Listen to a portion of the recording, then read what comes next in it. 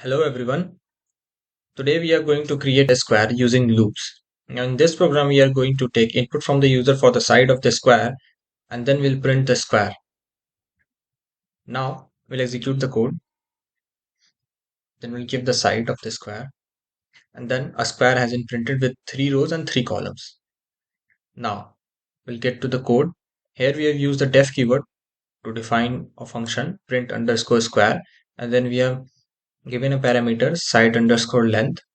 Now for I in range side underscore length, and then we have given the nested loop for the columns. So for j in range side length, now inside this loop we are checking that if the row is the first row, or if it is the last row, or if it is the first column, or it is the last column, then print this star, or else print a space. And then coming out from this second loop, it will print a new line. Then in the new line it will check for the new row that if the row is the first row or last row, or it is the first column or last column, then it will again print a star, or else it will print a space. Then again it will take a new line and then it will again check for that row. That so this will be performed uh, for each time until it doesn't reach its uh, number of size. Here it has performed 3 times as we have given the size 3 of the square.